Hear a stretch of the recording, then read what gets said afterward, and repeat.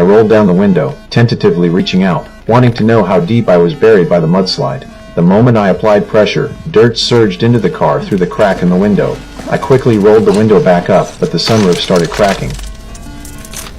In a panic, I grabbed some tape, hoping to seal the glass, but the thin tape couldn't handle the weight of the dirt. I watched as I was about to be buried alive. Suddenly, I saw a car lock at my feet, grabbed it, and wedged it into the sunroof. The sunroof stopped cracking, and the dirt stopped falling. For now, I was safe, letting out a sigh of relief. I was thirsty after all the chaos, grabbed a bottle of water and drank it all in one go.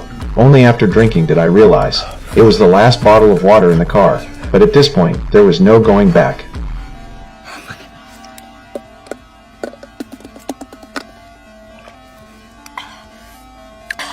I suddenly remembered my phone, pressed the emergency number, but the thick mud blocked the signal. I tried starting the car, hoping to break free from the mud. The engine roared twice, shattering my hope. I slammed the car with my fists, causing the second landslide. The car shook violently. I froze, eyes wide open, afraid to move. After a while, the shaking stopped. My heartbeat slowly returned to normal. I started checking the car for anything useful. After rummaging for a while, I found nothing. Then I heard a dripping sound. Mud water was leaking in from the sunroof crack. I leaned in, desperately sucking it up with my mouth. But it wasn't enough. I used a nail clipper to widen the gap, made a funnel out of a card, and wedged it into a bottle, then locked it with a car lock.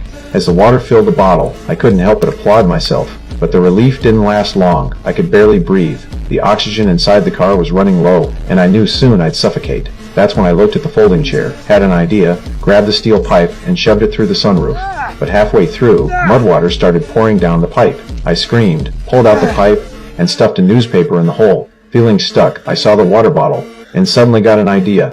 I unscrewed the cap, punched a small hole, tied a knot with a rope, and threaded it through the steel pipe. The cap tightly sealed the pipe. I couldn't help but admire myself, gripping the pipe carefully, pushing it upward. The first pipe didn't go through, so I taped on a second one. Kept pushing, then a third. The oxygen inside was almost gone. I could hardly breathe, my strength almost spent. I grabbed the jack from the trunk, placed it under the pipe, and it helped a bit. But the jack hit its limit. The pipe still couldn't break through the mud.